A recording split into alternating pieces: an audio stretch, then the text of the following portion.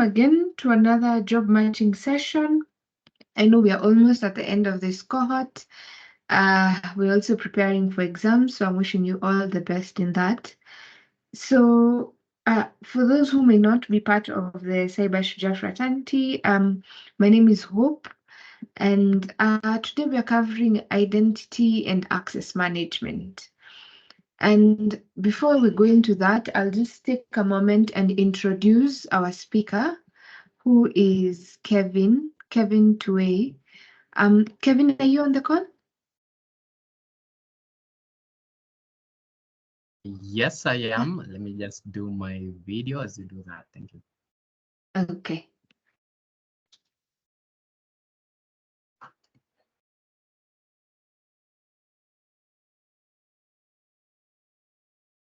Okay, so we can see you. I hope I don't have background noise. I know there are a lot of, I have quite, okay, thank you. So I'll just go ahead and introduce Kevin. So before I do that, the Cybersecurity cohort comprises of people either doing the security analyst course or the cloud and network security course. We also have with us the entrepreneurship class, basically putting up a business in the cybersecurity or IT sector. So those are our three main groups, and the age group is from 18 to 35 years. So just a minute, then I go ahead.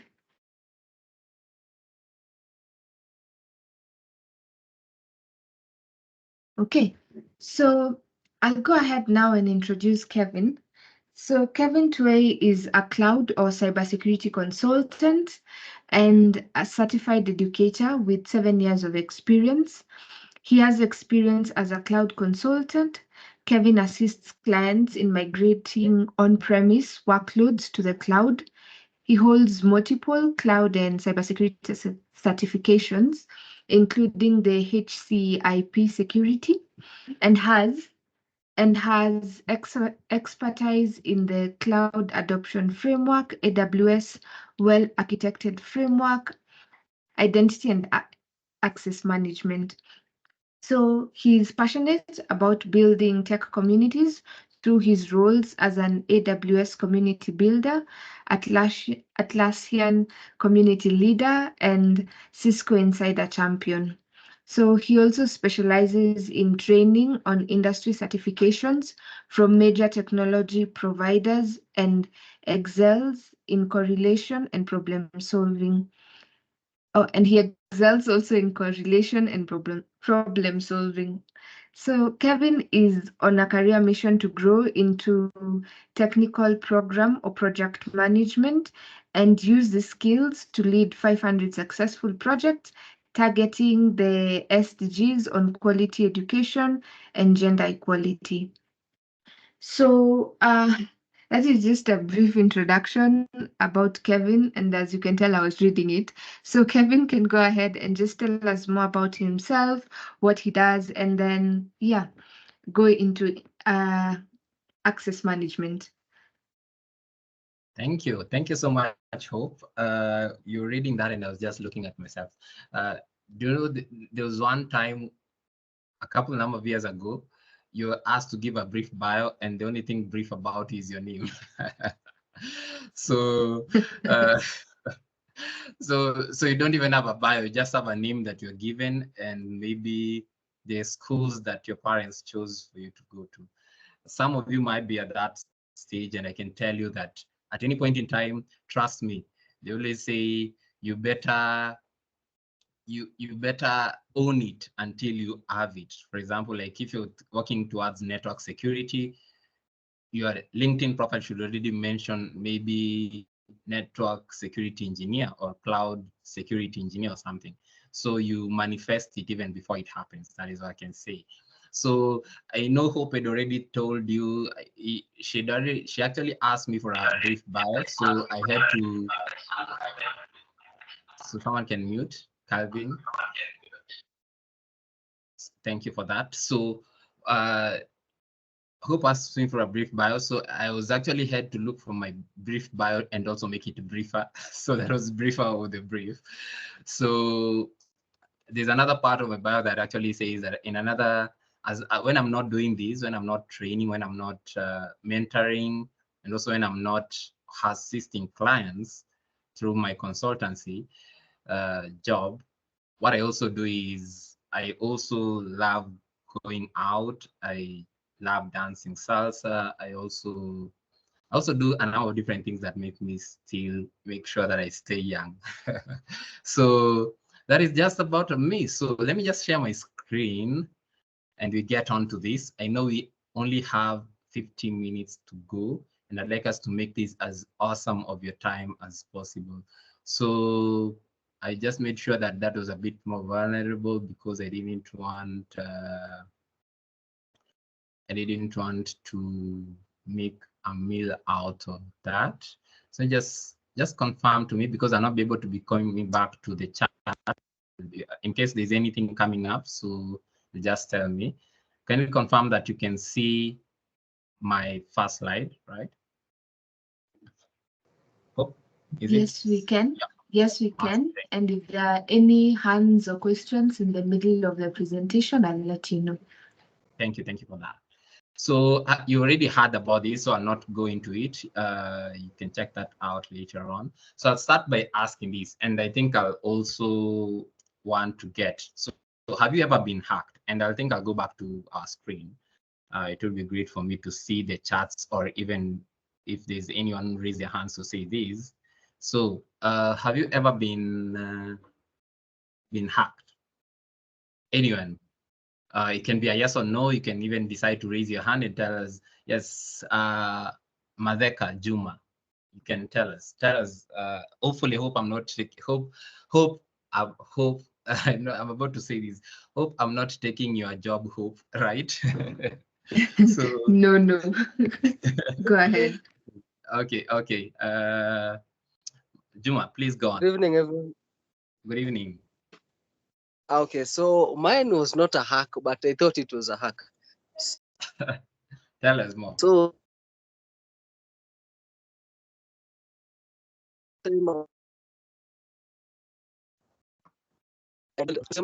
Docker. So at that time, I didn't know that there will be a Linux icon showing there on this PC.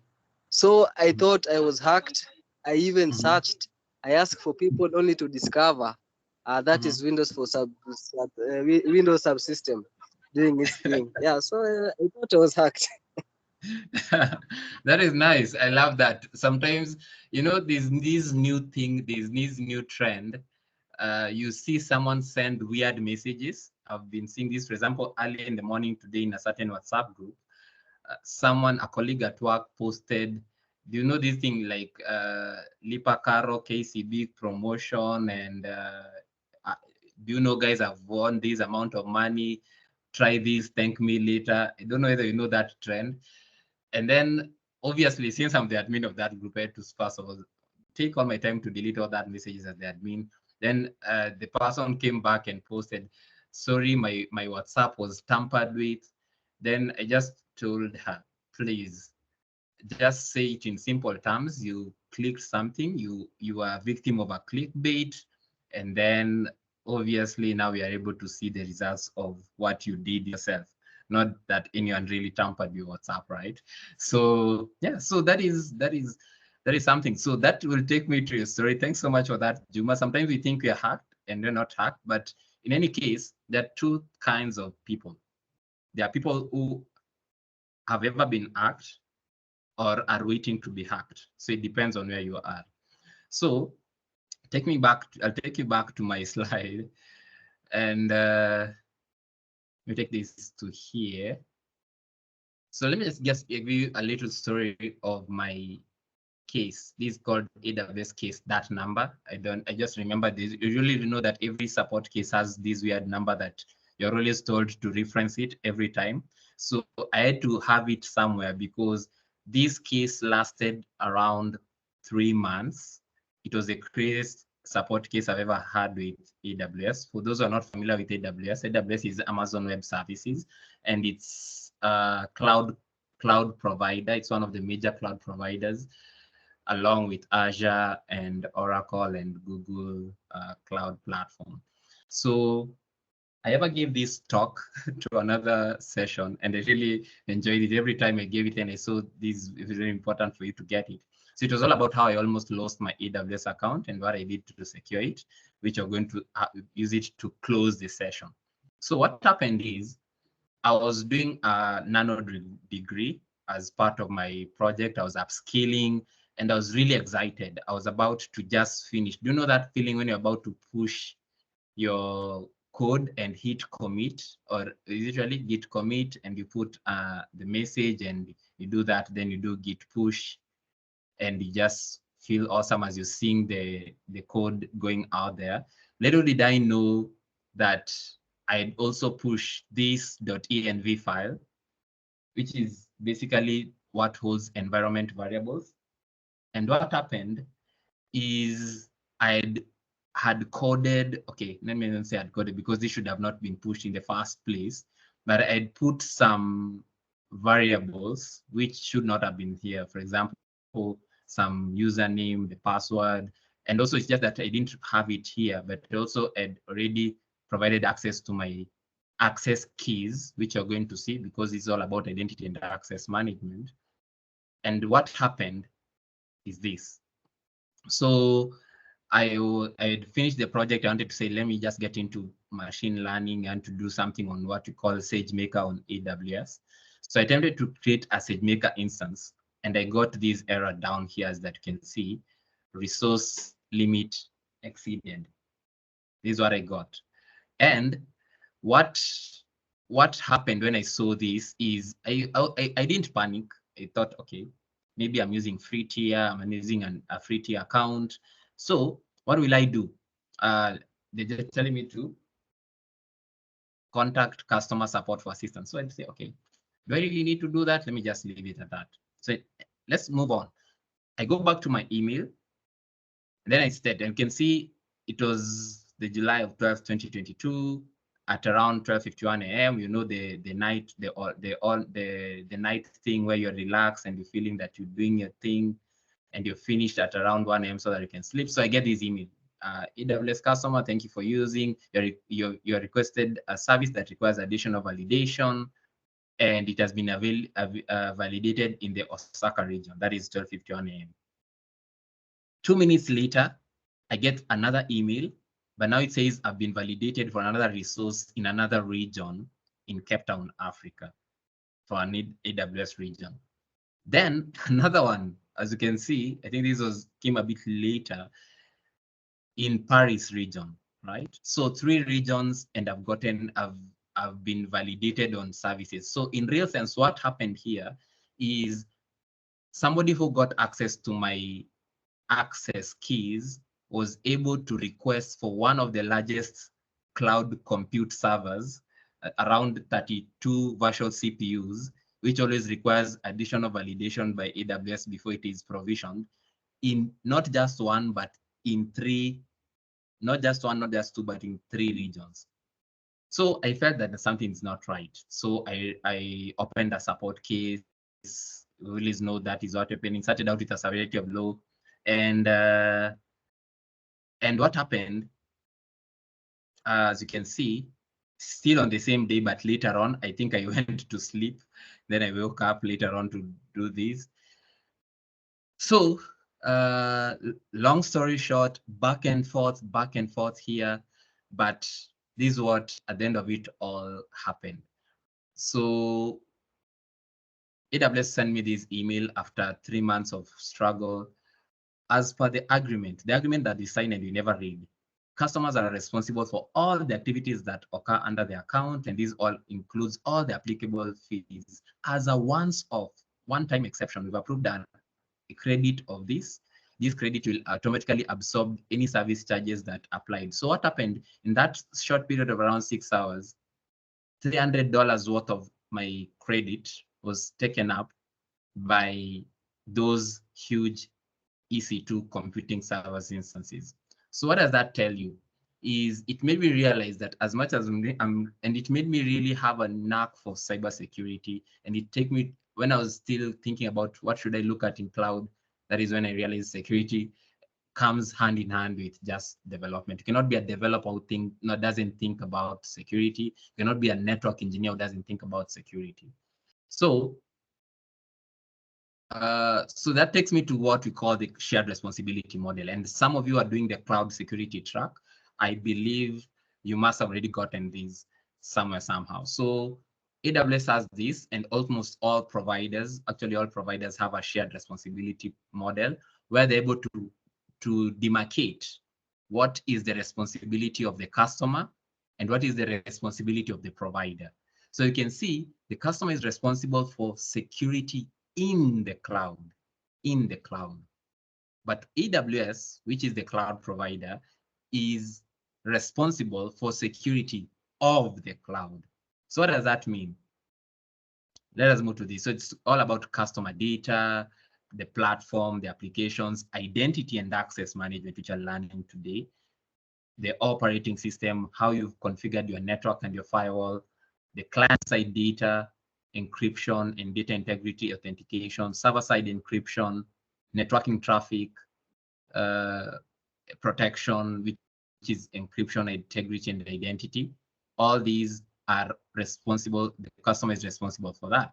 So what does that tell you is when I accidentally pushed my access keys in the story that I just told you about, what happened is I was responsible. Why? Because I was responsible for identity and access management. So the fact that somebody took my identity and used it in a rogue way doesn't mean that I can be absolved of that error. I'm the one to blame because I'm the one who gave out my identity. Think of it like someone here gives me the process of SIM swapping their SIM and getting their SIM card, and also does more and also gives me their PIN, maybe through social engineering. Can that person really blame? That is, let's say Hope. Can Hope really blame me? Or blame, okay, not blame me as the one who social engineered her, but can she blame Safaricom for that, for being duped to give the PIN, the Fuliza process or everything, and then losing the money? I saw some messages moving around earlier this morning about an alleged call by Safaricom for people to uninstall their apps, but that's a story for another day. But you're going to look at this. So that's what I've just told you, but looking at it from a different perspective. And you're going to make it as engaging as possible in the slides to come, as also when you get to the demo. So remember, this is what AWS is responsible for. And it's pretty much clear because they do it very, very well. So where the data centers are, whatever we see on our consoles on the cloud, they reside somewhere in a physical infrastructure. So the physical security of data centers that hold our data, the amount of security there is phenomenal. The amount of biometric, nobody can just get into there. Even if you're just the data center technician, you have to go through a lot of security checks. Then also they do all things about hardware and software infrastructure, updating some of the, for example, if it is a managed service, the updates, the patching, and all that. Then also decommissioning old technology. For example, magnetic storage that doesn't work anymore. So they decommission, they destroy that storage device and such. Also intrusion detection, virtualization infrastructure, and also isolation of an instance from another, maybe for regulatory requirements. So remember that these are the services. It's always around compute, storage, database, and networking. That's all cloud is all about, regardless of the provider. Then the global infrastructure is divided into regions, availability zones, and edge location. You heard me talk about the Cape Town region, the Paris region, the Osaka region, and such. So let's get to us. What is our customer's responsibility? That is you and me, the users of these cloud. And if you're thinking, no, cloud, there's those people, it's just for those, you use cloud every day. The moment you logging in onto your email, regardless of what you're doing, you might be using cloud at different levels. You already know about software as a service, platform as a service, infrastructure as a service, and even these days there's more AAS in almost all areas, function as a service, all these kind of different things. So remember that as a customer, we are all responsible about the instance, including the patching and maintenance of an instance. Remember, this is all about server, not serverless, right? It's all about you managing the server itself. Then all the applications, whether the password that you're giving it, the role-based access, and we're going to talk about a very important topic or an important principle, which is called the principle of least privilege. So the principle of least privilege is basically you giving someone only enough capability that will make them do the work. For example, let's say all of us here could, we are in this call and everyone could do what? Let's say share their screen and can stop my share. So it doesn't make sense if you're coming to attend, why should you have the ability to share your screen, right? And that is why you can see in certain calls, you usually see that unless somebody requests for it, no one can share their screen. So that is like a principle of least privilege. And even in some cases, they're very particular and they don't even give you the ability to unmute, right? But in this case, we're making it as engaging as possible. So that is why, and I think those people who are joining in are part of our cohort. So it means that they're basically the same people coming week in, week out. So that is where you can see you're getting that you are authenticated as such. So remember these: customer data, applications IAM, OS, network and firewall configuration, client-side data, and hope if there's at any point in time someone has raised their hands, please tell me so that I can listen to them. It's very important. But we're getting to a very engaging slide coming up. So that is why I'm making you please understand this. And if you have any question at any point in time, please do interject me. Feel free to do so. So where was I? So I've already talked about security group configuration, very important.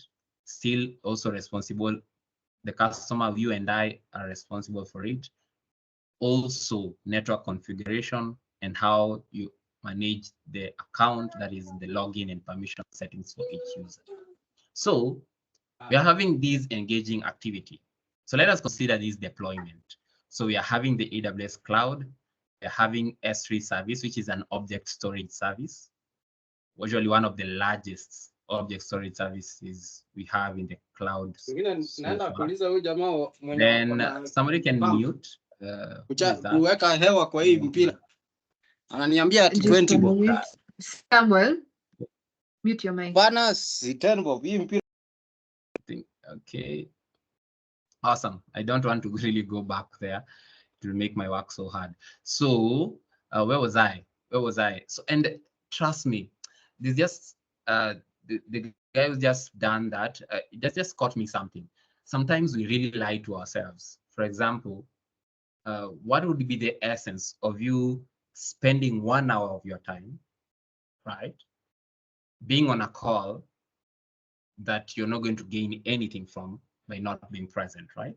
So it's very important to be present. There is nothing much you can do if you've not scheduled time for something. Better go check out the recording or something. I always say that. So here I would always advise, please always be present so that you can make the most of anything. There's so much power in focus that, trust me, if you divide it, it shatters all of us. So as you're here, please let us try to do that. Even if you are not unmuted, please try your best. Be present. It's not trying actually at all. You are there, present, or either you're not present. So what was I? So just giving you this deployment. So this is like an architecture diagram. So we're having in the VPC, we're also having an EC2 instance and also an Oracle database instance here. So let us know, we are going to ask ourselves, who is responsible? Is it AWS, who is the cloud provider, or the customer?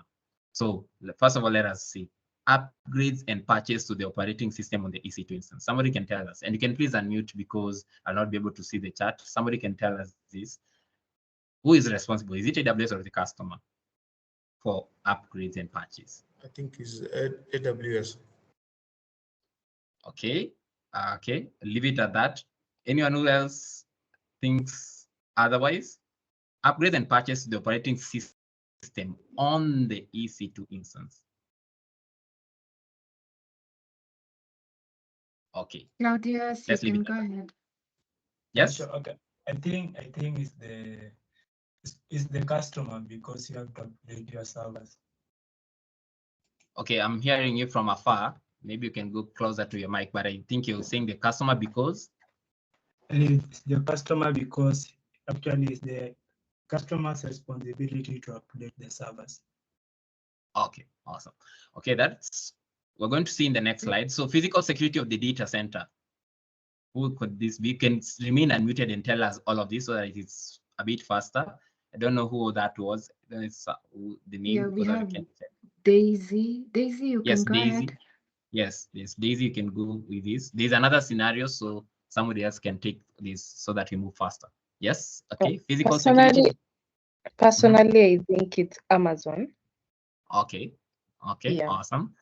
Just leave it at that. So 3, virtualization infrastructure. Just go ahead and speak because your hands are coming up so fast. Okay. Yes. Please unmute and speak because I can. Yeah, sure. Virtualization. I'd say Person who Amazon. can read. Yes.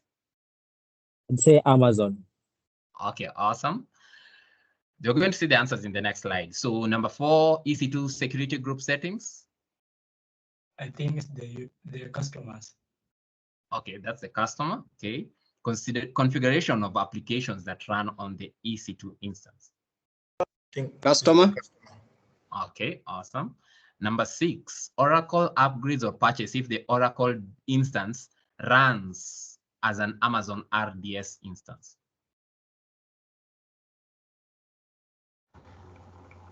Joint responsibility. It's either, it's neither. It has to be one person. It's either AWS or the customer. If you look at the shared responsibility model, there's nothing that is shared between the two of them. So let's give a guess. No worries. There's no penalty for being wrong, right? We all learn. Someone can give a guess on 6. We move. I'll say it is Amazon. Okay. For me, I'll say it's customer. Okay. We are going to know in the next slide. So number 7, Oracle upgrades and purchase if Oracle runs on an EC2 instance. The customer. Oracle. Yes, who? Customer. Customer. Okay, awesome. So I believe you guys are going to be doing a validation SAT. I know Cybersecurity is going to validate your knowledge. So I think I'm helping you do that early enough. So Yes, S3 you bucket. are. Yes, so I'm helping you. So you're getting to see where your people are, your learners. So S3 bucket access configuration, the last one here for this scenario. Amazon. Yes. Customer. You guys you're saying it with a lot of shyness. I'm really shocked. Anyway, I'll not ask, but I am hearing you at the tail end of most of your learning, so you shouldn't be that shy. So let us go to the answers. So the first one was obviously the customer. Physical security of the data center, which is owned by AWS. We don't really control the data center, is AWS.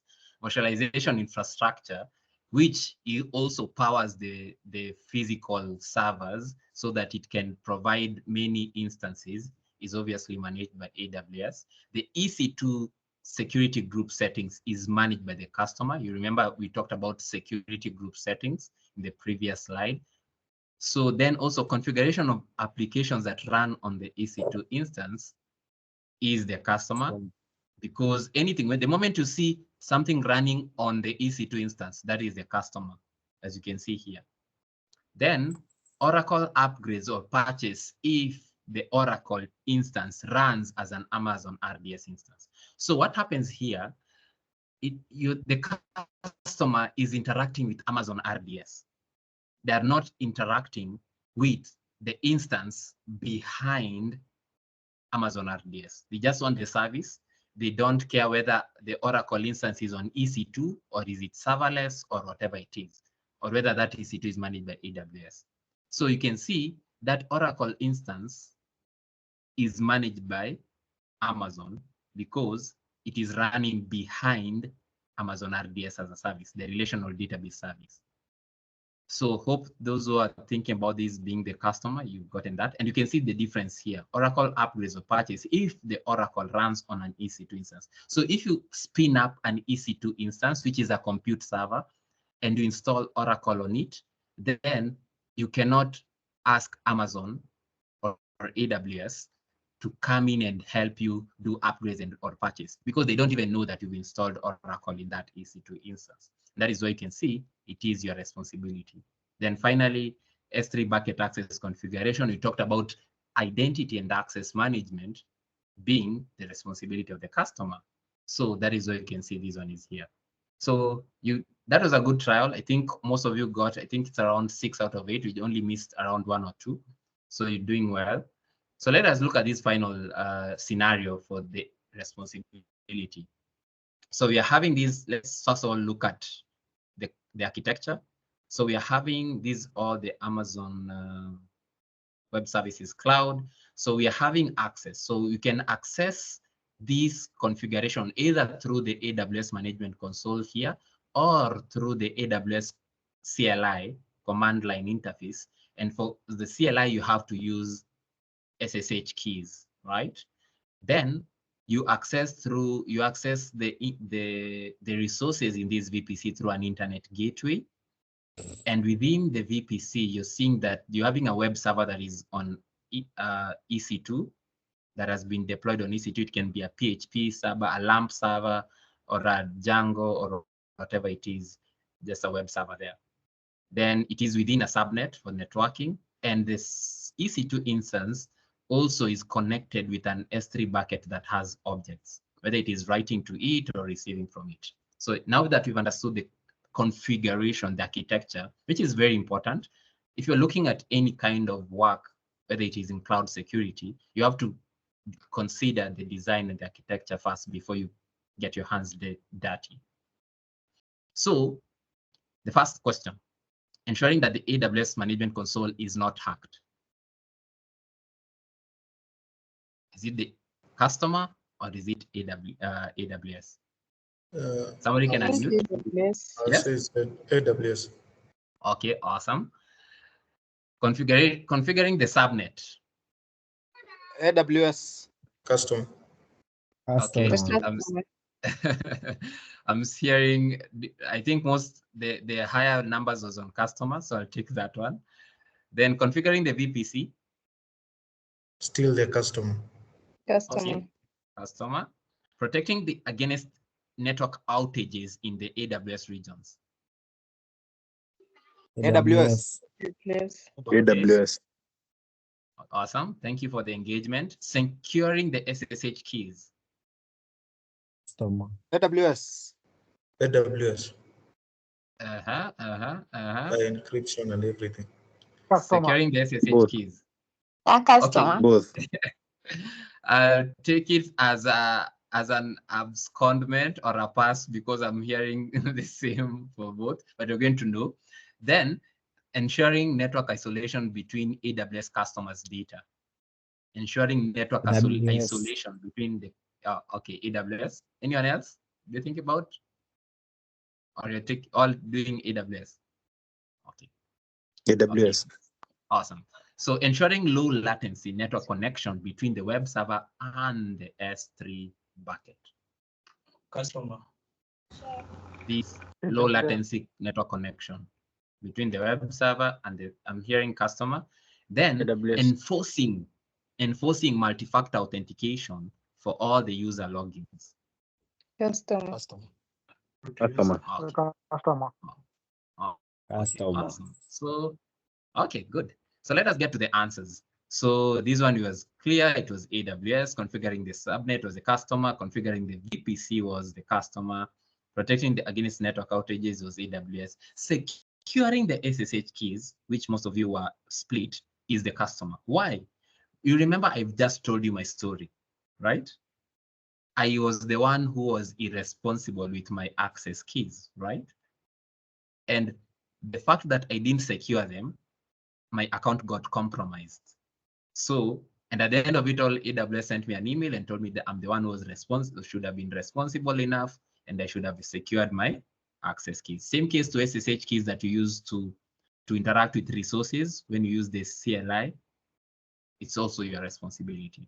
Then ensuring network isolation between the AWS customers' data, that is AWS, that was clear, low latency, ensuring low latency connection. Most of you said customer on this one, between the web server and the S3 bucket. That is AWS, because there's nothing that you can do. There's no configuration that you can make to ensure that the network connection is of low latency, right?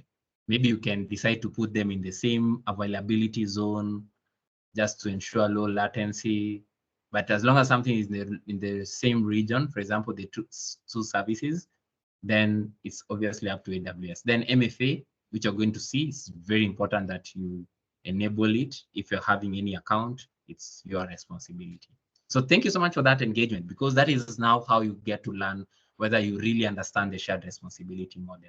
And always you can go to this site. I think I'll share these slides to Hope, and then I'm going to share with you.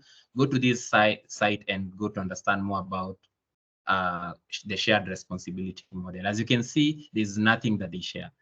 It's either the responsibility in the cloud or on the cloud. So that is what about identity and access management. So what does identity and access management mean? So the best way for us to understand this is to break down the three components: identity, access, and then we're going to see how management comes into play. So identity, I can easily connect, because right now, for example, for now, I can say that in the call, the one person I can easily identify is Hope, right? Because we've been in communication, and I can be able to tell that from her voice, from when the last time we made a call together, it must be the same person, right? Then there is access, right? Access means that, for example, right now, not everyone has access to this session, right? Only the people who are informed, right? And who could be identified as people. And anytime maybe there's an issue and maybe someone goes wrong in the call and starts to disrupt the call, then they will lose their access. Maybe they'll be removed from the call, right? So that is another way of understanding access. So access, what access really means is, once you're in, what can you do and what can you not do? But identity is like, are you really who you say you are, right? And management is now how you handle the whole process of identity and access, right? Yeah. So remember that you use in the cloud, we use IAM to manage access to the resources, which are very important because we need to protect resources. And I think someone has unmuted. Unless you're speaking, maybe I would advise you mute. So then a resource is an entity in an AWS account that you can work with. For example, we are having, let's say, a bucket is a resource, as you can see here, an S3 bucket. An EC2 instance that you've provisioned is a resource.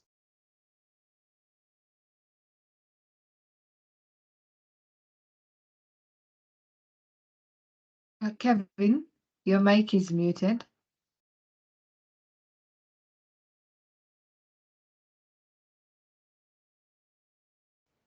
Oh, okay. I think there was an unmute for everyone. Okay, so let me go back to this.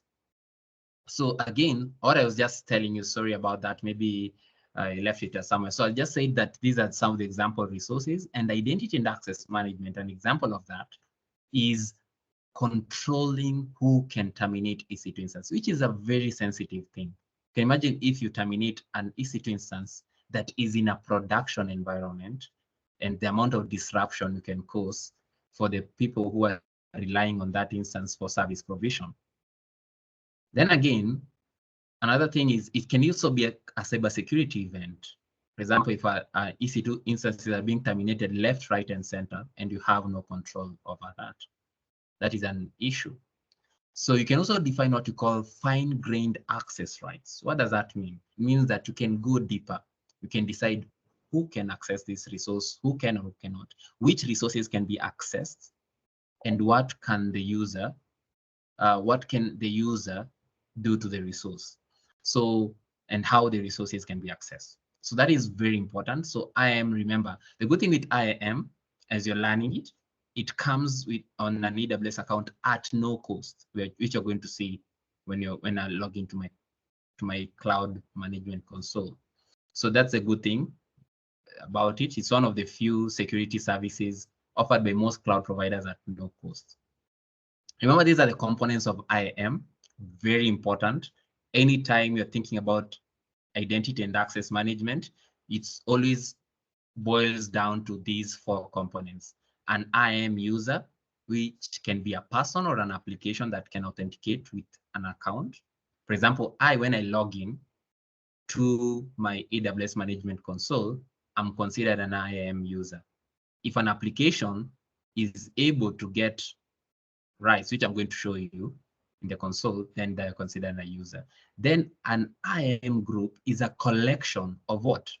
The IAM users that are granted identical authorization.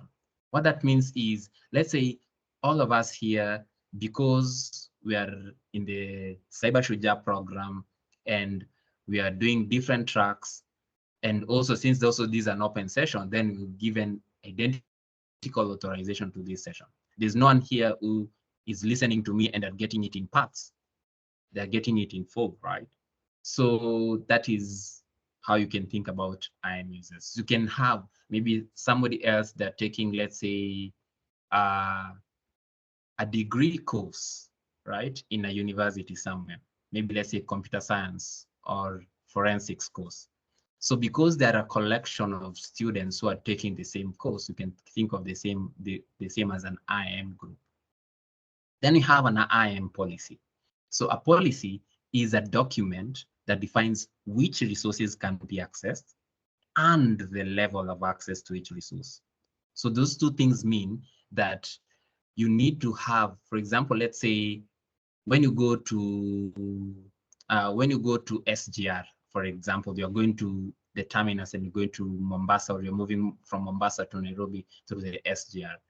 So there's a policy around it. You must be having your SGR ticket, which is printed, and also you must be having your identity card. So those 2 things are the ones which are the ones you can think of them as the policy, because once they're able to define, whether they're able to validate those 2 documents, your ID and your ticket, then they can also even look at it further, because they even see the level of access, because they're first class customers, right, who join the first class wagon in the SGR. Then they're also you also given where you're, even if you're in economy, you don't just enter any wagon, right? You have to go to the specific one which you should enter in, right? So the level of access. So you can see that is a real life example of an IAM policy. Then an IAM role is a useful mechanism, which is very important. You're going to see why it also even becomes more important. It helps in granting a set of permissions for making AWS service requests. And most of the time, if you're supposed to choose between giving a service and user access using access keys or an IAM role, it is better to give it a role, right? So that is, you can see, this is how you can authenticate an IAM user to gain access. We're going to see a programmatic access, which is an access key or ID, and a secret access key, as well as which is providing CLI and SDK access. And also, we can also authenticate using the management console. And also, if enabled, which is very important, you're going to see, you have to have multi-factor authentication. You can use any authenticator application such as Google Authenticator, Duo Mobile, name them, right? You know them. So you can use all these to authenticate an IAM user to gain access, which I'm going to demonstrate to you. So MFA is very important, and I would love to know when I get to that demo session, if you have an AWS account or any cloud provider account, if you have not enabled MFA, you are making a huge mistake. You cannot be the one learning about security, whether it's network security or cloud security, and you're not leveraging multi-factor authentication. So multi-factor authentication makes it irrelevant whether someone has both your username and your password, because if they don't have the MFA device, which can be your phone, then they cannot generate that unique authentication code to access the services. So remember, this is how things work. So after the user is or the application, for example, when I'm logged into my AWS account, what happens is you can be either a user, a group, or a role. You can either get full access, or you can get maybe read-only. For example, you can see a user can be given this kind of a policy. They can be connected with a number of policies. Then I told, if you're going to access an S3 bucket, the only thing you're going to do is read the objects in that bucket, but you're going to be able to delete. But if you are the systems administrator, then we are going to give you full access to the servers so that you can do as much as you can, because your role is the systems administrator. But if you are the data engineer, then you should not have full access to the EC2 instances, but you might need more access to the bucket because you are the one responsible for the data getting into the bucket as in the form of objects.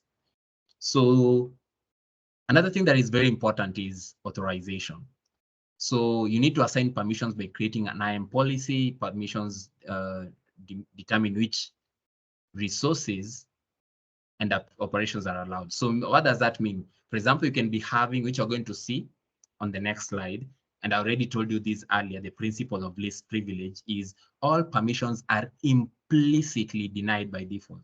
So unless you have been explicitly allowed to access a certain service, then you're not going to get it. Then if something is explicitly denied, it is never allowed. So if you are told you're never going to write to an S3 bucket, an explicit deny, then it will never be allowed, no matter the level.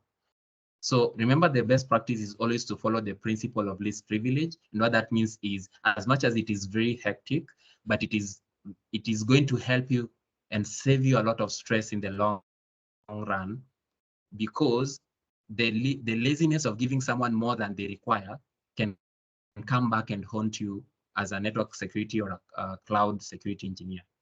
So remember that the scope of IAM service configuration is global, and that settings apply across all the different regions. So remember that permissions come and authorization is done through the IAM permissions.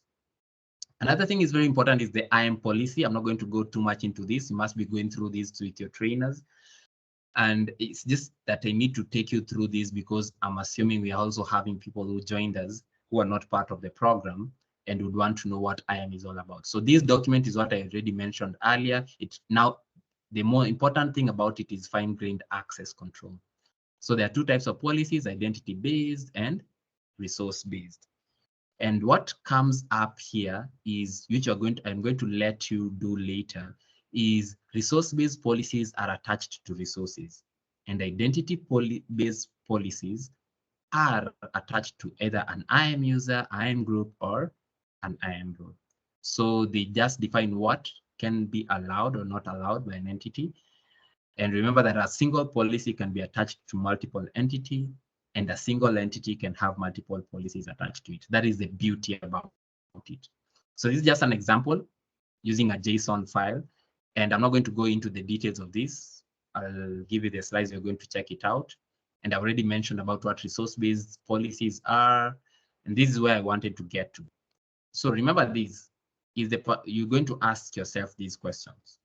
For example, how does IAM determine permissions? So is the permission explicitly denied? If it is denied, deny it, right? For example, in this example, you can see the effect is deny. So this is an explicit deny. You can see this is an explicit deny. It's even seen here. An explicit deny takes precedence over any allow statement. So even if I've allowed here, if I do an explicit deny on anything, then whatever clause here is null and void because an explicit deny will always take precedence.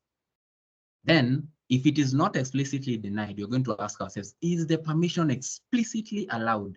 Is it clearly allowed in the IAM policy document? If it is yes, then you're going to allow it. If it is no, we're going to do an implicit deny. It means you are going to deny even though it has not been explicitly denied. I've already talked about IAM groups, and you can group people in using your account, using different accounts in your organization, depending on their roles. Sometimes this is the best practice. You're having IAM admins, developers, and testers. So again, a role, I've already mentioned this, is similar to an IAM user, but the difference, similar in the fact that you can attach policies to it, but it is different because it is not uniquely associated with one person. And that is the beauty of roles. So it is intended to be assumable by any person, application, or service. And the good thing about it is this, and that is why we need it in security: temporary security credentials, so that when the security credentials I'm going to use today is not going to be the same security credentials I'm going to use tomorrow. So these examples of how used by an IAM user in the same account, you're going to see these examples. I want to get to the lab itself, or just an example, just an overview of IAM, because I'm only having 5 to the top of the hour. So where was I? So example, this is just an example use of an IAM role. So this is a scenario: an application that is running on an EC2 instance needs to access an S3 bucket. And it is a typical scenario because you cannot store everything in an EC2 instance. So what is the solution? We're going to define an IAM policy that is going to grant access to the bucket. Then you're going to attach the policy to a role, right? Attach the policy to a role, and then allow the EC2 instance to assume that role. So you can see that is the example here. So you're having the IAM policy that is granting access to a bucket named photos. Then it is attached to a role, and then the role is assumed by the EC2 instance. And that is why I told you roles are very important. And then the application now gets permission to access the S3 bucket. And the permission it gets today using certain security credentials is not going to be the same security credentials it's going to get the next minute because they are temporary. But the downside around IAM users and access keys is the long-term credentials. That long-term becomes an issue. So let's get into a demo. Awesome. So I'll get out of this. Okay, get out of that. Let me just show something on my console. Where is my console? So this is my console. I already logged in because of time, and I'll just show you, but let me just log out and show you something. Just sign out. It is very important for you to see because we have talked about IAM and it's part of it. So I'm just logging back in. When you're logging to AWS Management Console, so I'll log back in. So it's obviously going to ask. So you can see I'm already getting 2 options. Do I want to log in as a root user or an IAM user? If you're already having an AWS account, if you don't have one, please create one. It's a free, and you only need an M-Pesa Global or a credit card, and you just charge $1 and it is reversed back to you, and then you start using your account. So you get 2 options: a root user or an IAM user. What I can tell you is this: you only use your root user to create your IAM user, and once you're done with that, you'll only use it to perform tasks requiring unrestricted access. So what does that mean is, don't use your root user for day-to-day tasks. Use an IAM user. So I'll log in as a root user just to show you this. So I'll just put in my email. I'll put in my password. I'm not sure that that password is the same one. And you can see what is going to happen. I've already enabled multi-factor authentication on my AWS account. So I'll just open my authenticator here. I've already seen the 6-digit code. It is 389, 384. It's going to be valid for only the next 30 seconds. Then I'm logged in. So I'm logged in as the root user. The root user is the most powerful part. This is the account I was almost losing, right? So what does that tell you? I'm not supposed to use it for day-to-day work. So I'm going to go to IAM, IAM is you can just search it from under services. Then when you go to security, usually don't use this long method. So I already have it here, but you can go to, where is it under this side? Security, identity, and compliance. And then you go to you're going to see IAM. That is the long method, but you can just type IAM and you're going to find it, and it's here. I already put a star on it because I always access it most of the time, especially when I come to my root user. So as you can see here, this is what I was telling you. You're having the user groups. For example, you can see in my case, I'm having three groups. I'm having 2 users currently. I'm having 44 roles, 11 policies and providers. That's just from my dashboard. So if I go to my groups, I'm going to show you just as an example. I'm having admins, which has like all the different access. I'm having another group called database admins and another one called lifecycle access. Because of time, I'm just going to ask Hope, can you just give me 5 minutes? Then I'll be done with this. Yes, that's fine, Kevin. Okay, thank you. Thank you so much for that. So I'm just going to give you an idea of all this. Then I'm going to give you a challenge, which I'm expecting you to go and try out and see how it's going to take you. I'm also going to give you a video of me doing that challenge, which is going to help you. So these are the groups. These are the users. I'm having a user called amplified user. You can see it already gives me a warning. The last time I logged into this user was 96 days ago. And the last time I logged into my IAM, this other user, was 21 days ago. I'm going to log into this. I've logged in, I've gone to the user itself. There's usually these tabs. I'm going to go to security. You can see this user has a policy called administrator access. This is a policy that is managed by AWS. So you have 2 types of policies. You have policies that are AWS managed and the ones that are customer managed. So if we look at the JSON, you can see it has an allow to an action is everything on all the resources. This is the most permissive policy, and it should not be on every user. So it's usually not advisable that you even attach it directly to a user, an IAM user. But the reason I do this for this one is to make it so that I don't have to come and log in again to my root user. So I'm going to just reset my credentials. I'm going to go to security credentials, manage console access. I'm going to do a custom password.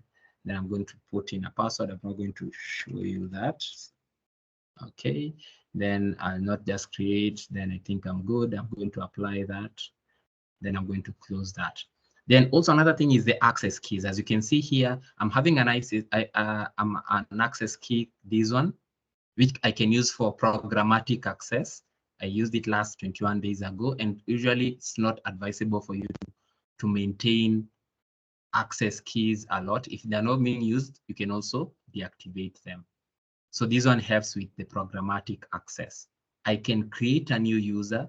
As you can see here, I can create a new user. For example, I can call it Cybersecurity, and then I can enable access to the management console. So there's this new feature which AWS recommends using Identity Center, but I'm going to just use it as an IAM user, give it a password. And then I'm not going to ask it to change the password. And then I'm going to, you can see the next step is to add it to a group. So you can see I can add it to the admins or the lifecycle access. Let me just add it to the admins level. Then I'm going to create that user. So what I'm going to do is the other thing is I've already done an IAM or something. So I'm going to an incognito window.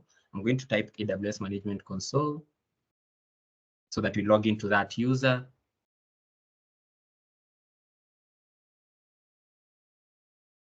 So for me to not always remember my 12-digit account because you need that when logging in as an IAM, I have what we call a nickname.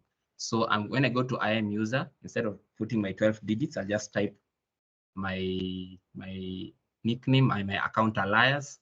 Then I'm going to use Cybersecurity as an example. I'm going to put the password that I put. But since I've not enabled 2FA, I'm going to log in directly. And you can see that is what happens. You can see that. But in real sense, what do I need to do? I need to enable multi-factor authentication. And you can do that within the IAM side of things. So because I'm having a minute and I don't want to go over time, I'm going to give you this challenge. I also have done a whole video. It's just a 1 hour, 20-minute video. So I'd like you to go, you're going to take note of this. It's something called the 12-week AWS workshops. So I think I did this. I'm going to share also on the chat. So I have the video around it. And I'm also going to give you access to where it is, but it requires for you to have a Sandbox account or an AWS account. So this is the video. Let me just share with you where is our chat? Where is our chat? It is here. Let me just put it in the chat. Where is it? You can also send, because I don't think everyone has access to the chat. Yeah, so I'll send it to you. Yes. Okay, I'll send it to you. Awesome. So I'll share this link to you. Also, there's the 12-week AWS workshop challenge. Workshops. So that is where the IAM workshop is. Try it out. This is the website. I'll also share that with Hope. Then you go into IAM. It's, I think, on week number 1 or 2. So you can see it's week 2 workshop on identity and access management. Let me just confirm this one was on. Yes, week 2. So week 2 here, try it out. It's a really challenging but awesome workshop. And then try it out. In case you get stuck, I've done a video of it. You can always refer to it. And then it's an immersion day all about, there's some basic modules on IAM and some advanced module if you are up for the challenge. So that is all from me. Back to you, Hope, and hope it was worthwhile. Thank you. Wow. Thank you so much, Kevin. I think we can all say that was quite a lot and well done. So thank you. I think you've also given us homework for Easter.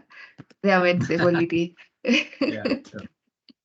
So anyway, are there any questions? I'd take just one question kindly. Sure. Kevin Lechapai, I see your hand is up. A question or a vote of thanks? I have a good evening. Good evening. I happen to have a question. Sure. Okay. You ask. Kevin, Mm-hmm. I'm also doing the AWS Cloud Practitioner Sure. course at the AWS Research Program. Sure. And I was asking, how do you manage to download those notes? Because I'm not able on my end. I really need those resources. Yeah. I think that is domain specific. I don't know whether I can answer that. Maybe Hope can answer that for you. So I don't think I can answer that either. Why did you pick Kevin exactly? Okay, what I can answer, Kevin, is this. I don't know what the policies around Restart, but I don't think they allow you to download the materials. I'm not sure, but I cannot speak for everyone. I can see someone who has raised their hand. Maybe they have an answer to that. They can just unmute. But I think they're usually around some policies around some certain content that, especially the Restart and other different AWS programs like Discovery Days, they don't usually allow you to share content. For example, I repurpose my slide, but I have some slides that I can never share with you because the policies doesn't allow that. But I can share the slides that I've shown you because I've repurposed them in a different way. So maybe it works like that. So can you said you can share yours? Yes, for the ones that I've just shown you, because it's basically me and IAM, and for Cybersecurity, I'm going to provide that to Hope, and Hope is going to share with you, together with the links that I've showed you, the video and the 12-week AWS workshop challenge under IAM. Okay. Okay, So, and then my last question is mhm. Please go on. It's okay. Go can you ahead. like summarize the difference between IAM role, IAM user, and IAM group in brief? So what I've just told you is for the IAM role is the one that can be assumable by anyone. The good thing with IAM role is it provides temporary credentials. It is assumable by a person, an application, or a service. But IAM user is mostly about the person or the application and is usually tied to one person, right? Then the IAM group is a collection of different users with the same role. For example, database administrators would maybe need access to the RDS service. So we group them together and then attach a policy that allows access to RDS to that group. And then anytime we create a user, we add them to that database admin group. Hope that helps in a way. Yeah, and let's assume we have an IAM group. In that group, can we have some guys who have more privilege than the other in a group? Is that possible? Yes, that can work if that particular user has what we call inline policies. So a policy that has been attached directly to that user, right? And they do have that. They do have those inline policies or the customer managed policies that have been attached directly to that user. So yes, they can be, but we can only add them when we add them to the database admin. They also get more policies. Remember that slide where I showed you several users can get access to can be attached to one policy, and even several policies can be attached to one user. It works as such. Yeah, thank you. I just joined the class late. I'm sorry. Okay, you're welcome, Kevin. Yeah, thank you. Thank you, Kevin, for your question. The recording will also be up on YouTube latest next week. Ogada and Claudius, is it an okay? Ogada, you can go ahead. Yeah, thank Just you. make it brief. I just wanted to ask Kevin to share his social media handles. Because personally, I've been left lasting for more, and I was actually requesting if Kevin can continue up to 9. Yeah, Another actually, I one realized my time is up at 7:45. So yes, I know I've left you wanting more, but I'll share. I'll forgive my lack of knowledge of Teams, but I've tried to look for the chat feature. I've not found it until the end of the session, but I think it will be shared. But you can just search me, Kevin Tuei. I think there are very few Kevin Tueis with expertise in cloud and cybersecurity on LinkedIn. So you'll still find me there, and also on all the others. Just Google my name. I think you'll find it. Not to brag or anything, but you're going to see that. And yes, I'm on Medium. I'm on X. I'm on Dev. I'm on Hashnode. I'm on YouTube as Kev Cloud, and also I'm on LinkedIn. Yeah. Okay. Thank you.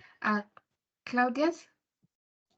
Okay, actually, I have 3 questions. Okay, maybe the first question is, maybe what's the difference between the network access list and the security group, and maybe how do they work when you are I am giving the access to the resources, maybe the EC2s, or the difference between the security group and the network access lists.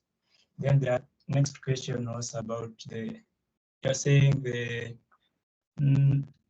that program that you're saying about. Yeah, maybe what was its name? Which one? Which program?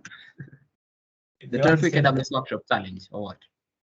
Yeah, the one that people are doing it. Maybe can tell me more about it. Maybe sure. The third question is maybe okay. I'm preparing for an AWS developer certification exam. Maybe what can I maybe do in order to pass the exam with ease? Thank you. Awesome, thank you.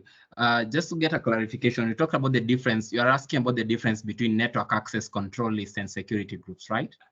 Yes, and security group, yeah. Yes. So there's usually these subtle differences about the inbound and the outbound. But what I know is the network access control lists work at the VPC level, right? And the security groups work at the instance level or the application level. So what happens is you already know that security groups, they always allow outbound traffic, right? Outbound traffic is always allowed, but inbound traffic you have to explicitly allow this port number and this port service. And then that means that there's one that is stateless and that is one that is stateful. So for the network access control list, you have to define both ways, right? It is by default denying any kind of traffic. So, and usually set up during at the VPC and the VPC setting. So that is how I can be able to give you at a high level. And it's very important because both of them work together and it helps in enhancing security. So one helps in enhancing the security of the network and another one also enhances the security of the application within the instance or how applications are able to access the instance. And it's very important because even other services, security services such as the web application firewall or the AWS network firewall, all they leverage the power of access control lists. So you can dive deeper on that and it will be great for you to see. Then when you talk about the 12-week AWS workshop challenge, we had a formal way of doing it that ended January, but there's a new one that is going to start in around June. But if you don't want to wait until then, I'm going to share the links with Hope, the 12-week AWS workshop challenge official website. And it's just a collection, a curation of AWS workshop that have been created by AWS engineers for people to try out things in a business setting rather than in a guided kind of a true guided lab. And then you can try them on your own AWS account and learn different kind of strategies from basic to advanced. So they've created it. There's this guy called Prasad Rao. He has created 12 weeks, 12 topics, and it can really help you, regardless of whether you're studying for a CERT or you're just getting knowledge in specific areas. You can try that out. Then you're thinking about studying for the certification exam. Regardless, I'm just going to give a general kind of a thing, not really on the AWS Developer Associate. But what I can tell you is this: always start with the exam guide. Don't start jumping into left, right, each and every left, right, and center course that is available for that certification exam. Start with the exam guide. Get to know the weights, get to know the domains, get to know the scope of the questions, get to know the scope of the services that are going to be covered in that exam. After you do that, get a reputable course, especially free. The ones that are usually free, for example, if it is AWS, the digital courses that are always available and the exam readiness courses that are there on AWS Skill Builder, they can really do much more than you spending a lot of money if you really don't have one on third-party providers because you're learning from AWS themselves. Then finally, the most important thing is to do practice exams a lot. I know so many people tell you go into the management console, have a lot of hands-on, but if you don't know how to pace yourself or how you don't know how to do elimination of blatantly wrong choices, then time is going to catch up with you. And even though you have a lot of good practical skills, you're still going to fail the exam because you didn't know how to pace yourself, or you panicked, or all these kind of things because you didn't do a lot of practice questions. So expose yourself to a lot of practice questions, validate your knowledge, then you can do your exam. That is all I can say for that. Hope I've been able to sufficiently cover your 3 questions. Thank you. Okay, thank you. Okay, welcome. Okay, so thank you for the questions. Again, thank you, Kevin, for even extending and going over and beyond. I'll just give an overview of what we've covered so far. Dominic, I'm seeing your hand up, but I wanted to take Claudius as the last question. Is it a technical question you need to ask? Hello. Hello. Yes, Hello. yes, Dominic, I can hear you. Oh, mine is from the previous class. I wanted to ask if you could share the notes, the presentation from the previous class, malware introductory. Ah, okay. Noted. Yeah. Okay, Thank you. thank you. Thank you. So where was I? So a brief overview of what we've covered today under identity and access management. We looked at different case scenarios and whose responsibility it is, whether it's the cloud provider or it's the customer's responsibility. Thank you, Kevin, for even giving us a practical example of your own experience. And then we went into understanding what identity is, what access is, and how management comes into play. And then checking out essential components of IAM, the use of and importance of MFA. So if you haven't activated MFA in any of your cloud whatevers, make sure you do, and not just cloud, any application where you can. Then also, granting access and authorization, we checked that out. And then we went through IAM policies, the resource-based policy and identity policy, and then how IAM determines permissions. And there's a lot. And then the practical, what we call it, the practical assignment that was given at the end of the session. So there's a lot that has been covered and a lot to digest. And I believe we can all agree we'd all want this session to go, I think, until 10 p.m. or something of the sort. There's a lot that would still have wanted to cover and learned more. So I advise once I share the slides, kindly go through the slides, take your time to internalize each and every part that we've learned. Take your time to even check the practical examples that are on the slides and try to apply them on your own.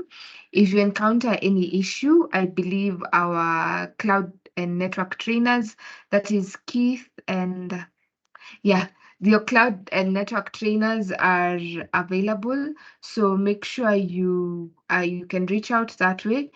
You can also reach out to Kevin. Kevin, if that is fine, either via LinkedIn. Definitely. Yeah. So make sure you try the practical, the practical assignment that has been given. Hopefully, we look forward to another session where Kevin can join us again and even cover more of cloud. And if possible, we can have like a working session that is more than, let's say, an hour long, and we can all try different aspects of what we're learning. So as we come to the end of the session, again, thank you, Kevin, for your time. Thank you for the learning experience. We greatly appreciate. For the Cyber Shuja cohort, I hope we've learned something. I hope especially those doing cloud have. And then just to remind you something we talked about the last time we were here, the last session we had, follow up with his mentors. I mean, go on to Kevin's LinkedIn account and just check the kind of certifications he's done, check the places he's worked. Make sure you make this a proactive thing so that it's just not a session and then we forget about it. Take advantage of who we have on the call at any given time. So thank you everyone for your contributions and have a good day and happy Easter. Happy Easter to you too, I hope. Thank you so much for the session. Thank you, everyone. Thank you. Bye, guys.